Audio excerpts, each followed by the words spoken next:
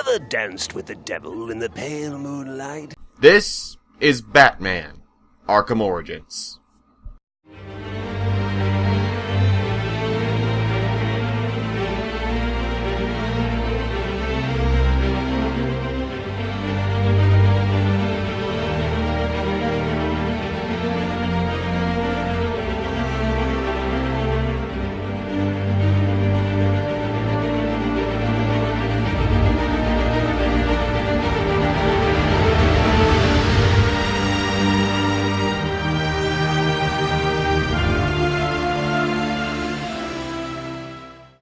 Arkham Origins was the first game I ever reviewed professionally. I loved the game's experimental multiplayer, but the launch build was incredibly buggy and horrendous on PC.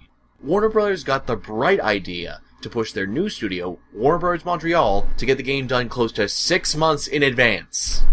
The results were as you'd expect. While it never reached Arkham Knight levels of pure brokenness, the game clearly should have been delayed. Though, after reviewing Aliens Colonial Marines, I was given pause. Maybe Arkham Origins deserved a second look, with patches applied, DLC added, and workarounds created by fans. So, is Arkham Origins finally worth investing in? Well, it's at least better than Arkham Knight, so I guess there's that. Batman Arkham Origins is a prequel game to the main trilogy by Rocksteady Games. It effectively works as a standalone expansion pack to Batman Arkham City, which is not that surprising because you'll be experiencing a lot of the same content. Half of the in-game sandbox is even copy-pasted from Arkham City, just with new additions here and there to the geography. You get the same tool set, and even some of the same villains, such as Deadshot and Mad Hatter appearing again in highly familiar fights. The few wrinkles added by Warner Bros. Montreal are a mixed bag of brilliant and terrible ideas. It's this inconsistent quality that holds Arkham Origins back from being what it could be. Don't get me wrong, there are moments of true brilliance, but they are often hidden in the darkest corners of Arkham Origins. The story opens with Black Mask, a notorious sadist and gangster, putting a bounty on Batman's head. Now, Batman has only just started out in his tenure of stopping crime in Gotham City, so when 8 master assassins come to hunt him down, he's pushed to the limit to try and stop them. It's a refreshingly intriguing premise that gives us a glimpse of a world where the Joker isn't the center of Batman's world. Well, until the second act at least. And then it briefly turns into The Dark Knight Rises. Then goes back to Joker, and we never get back to where the story was really getting promising. Yeah, I know, pretty disappointing. Even if there are some genuinely amazing bits with the Joker in this game. You see, the big problem with Arkham Origins' story is that it clearly has the right ideas in place to tell a compelling ensemble action thriller conspiracy story.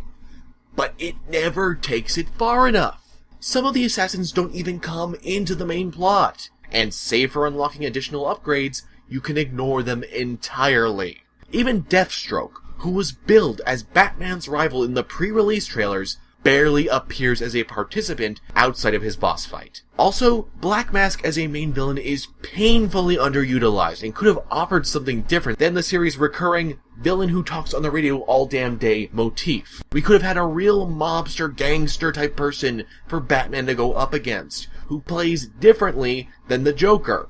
And they completely throw that away. The main plot also has the issue of often just being an excuse to get Batman in the right place to fight a particular villain, find another clue or gadget, then move on. By the climax, the story finally starts to show some real promise with its new direction, but then it promptly ends. You don't feel genuine closure or any insight into the origins of the Arkhamverse until you complete all the Enigma side quests, and subsequently unlock several audio logs that expand on the series' lore. This means you need to effectively have near 100% completion. You have to go across every single level, collect every single data packet, hack all the radio towers, destroy all the security cameras. That's just way too much legwork for the average player who just wants a satisfying prequel story. What really bothers me about this, though, is that it's not like Warner Bros. Montreal don't understand how to characterize each villain, or make them feel like good opposites to Batman. Some of the best writing even comes from the villains monologuing and critiquing Batman. Anarchy and Enigma, in particular, have genuinely solid points about how Batman is often a brute, and how he's biased to his own personal quest for justice and vengeance. They talk about how he's just throwing money around so he can beat out his personal problems on the street at night. This is great stuff. but most players probably won't even experience it, as the majority of this writing is after the action has ended, and can be missed entirely. This problem with balancing the intelligent side of Arkham Origins with its aggressive side is a problem that sits at the very core of the game. Even one of the main selling points for the story of Arkham Origins is that we're playing a less refined, more brutal Batman. They went so far as to even replace series mainstay Kevin Conroy with Roger Craig Smith of Assassin's Creed 2 and Dying Light fame. Except, here's the irony. Batman, and as a result, Smith's delivery, is usually best when Batman is being smart. 2 victims, both shot dead. I know them. This is Horace Riley, heir to the Riley mining empire. Odd. He still has his wallet and watch. Clarissa Rodriguez. Riley proposed to her just weeks ago. Socialite and activist. Even though it's worth a fortune, her necklace wasn't taken. This wasn't a robbery. Unlike any other entry in the Arkham series, you don't just solve problems by beating people up. And this is what makes Arkham Origins easily one of the best Batman games to have ever released. You actually solve crimes as a light point-and-click first-person adventure game. You can also still sneak around like a ninja. There's even opportunities to not attack enemies. And even if there's a dearth of standout stealth encounters, save for the GCPD and Gotham Bridge missions, what's there is decent. But when it comes down to brutality, Arkham Origins feels like a complete misstep.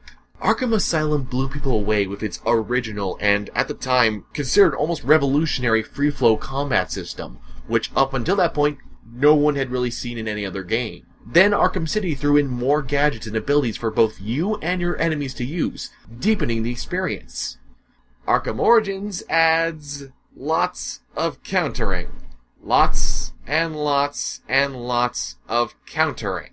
There's even a new enemy type built solely for the excuse to make you counter his attacks, with no other distinguishing feature, besides his being able to cheaply ignore your one combo move.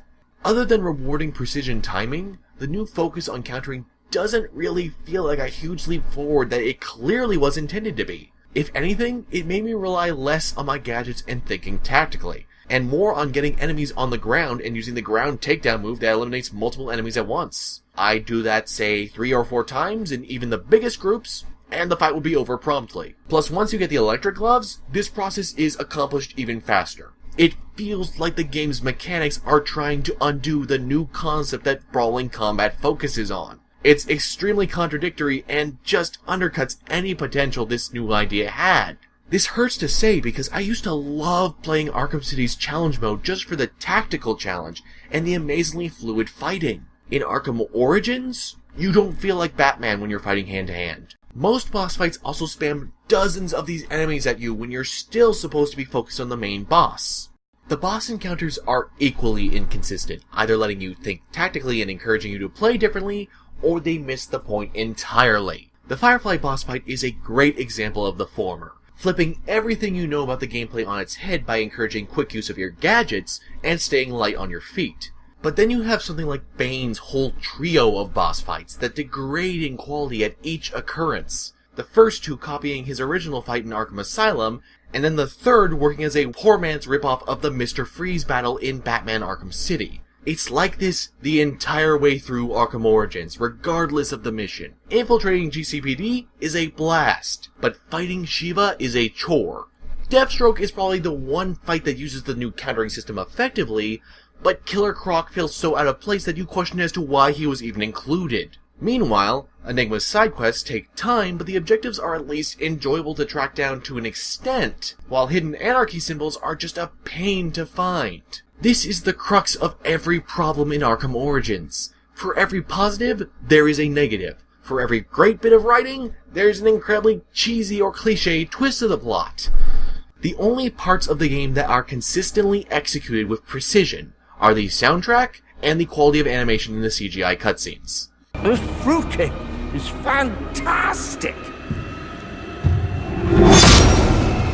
Anyone want a piece? Still, this is all in reference to the single player. We've yet to discuss the multiplayer, Invisible Predator Online. The majority of its issues that remain are tied to Warner Bros. Aborting support as soon as they could. while it's clear developer Splash Damage were aiming for a far more ambitious post-launch support campaign. Invisible Predator Online has Splash Damage's customary emphasis on varied character creation and team-based gameplay. There are 3 teams: Bane's Gang, Joker's Gang, and the dynamic duo Batman and Robin, who all go head-to-head in a battle royale across 4 maps. Yeah, you notice the problem there? Only 4 maps. At launch, it also had only 1 game mode, but now there are 2.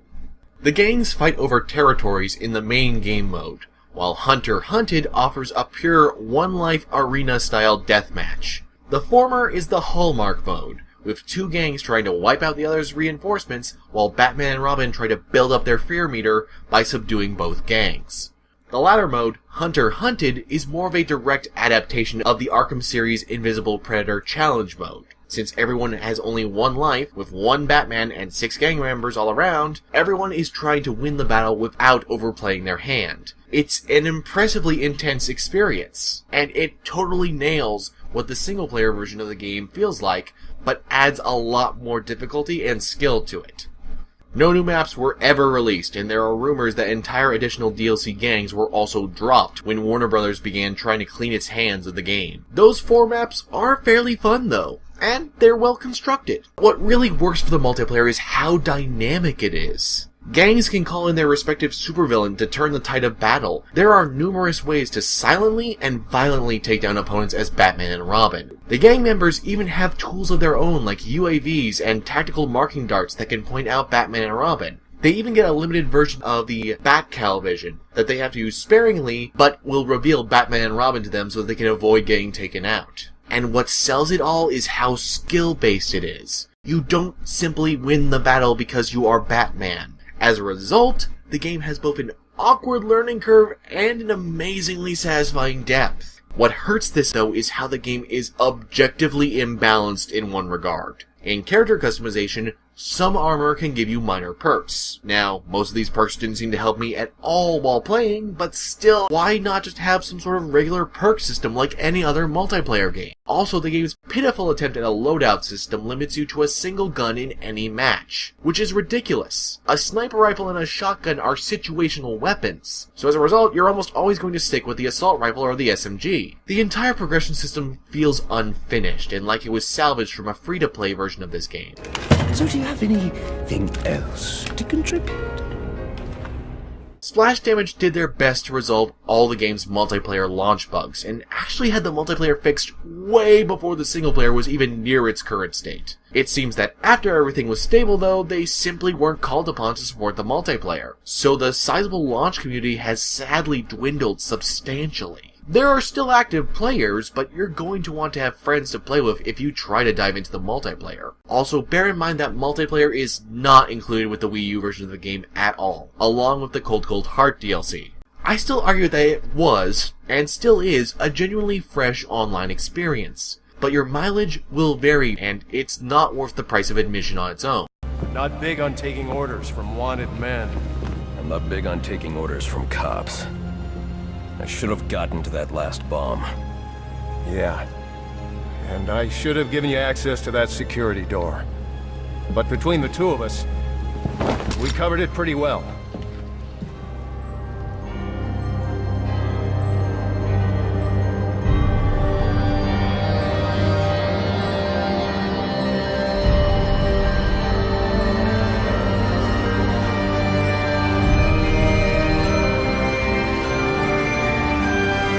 So, is Arkham Origins a failure? No! For all its problems, Arkham Origins isn't bad, nor is it spectacular. It's an average Arkham game. The only aspect it truly nails, without a doubt, is making you feel like Batman. You can feel like a tactical genius in a stealth encounter, an armchair detective piecing together unsolved crimes, and a sly puzzle solver hunting down Enigma packets. Even if the latter 2 situations are, more often than not exactly mentally taxing affairs. There's even a randomized crime generator that will give you various fights and scenarios to drop into across the city. I don't know how to describe it, but there were moments when the game just managed to really hook me immediately afterwards and pull me back out. But for some portions of the game, I really felt like Batman. more so than in any of the other Arkham games, and especially more so than Batman Arkham Knight, and that is impressive. There is a clear line of clever thinking here, especially with how they utilize some really C-list characters like Firefly and make them work. It speaks to the talent of Warner Bros. Montreal and makes me wonder what sort of game we would have received if they'd been allowed more time. Sadly, we'll never know. They are working on 2 other projects that are apparently set in the DC universe, but we will probably never see them redo anything in relation to Batman Arkham Origins. Warner Bros. Has kind of tried to shove it under the rug. There even was a complete edition of the game, but it's only available in the UK and a few other places in Europe because of just how little a crap Warner Bros. Gives about it at this point. Arkham Origins is far from the greatest game, but it is a fantastic Batman game. It nails the right tone.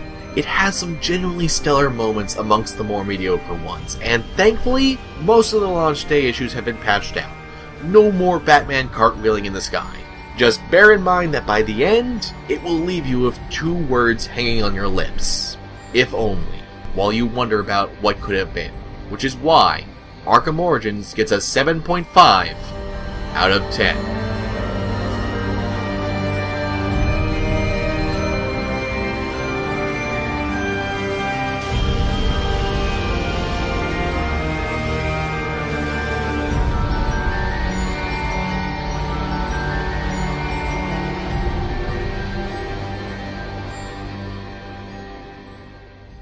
This is Soma.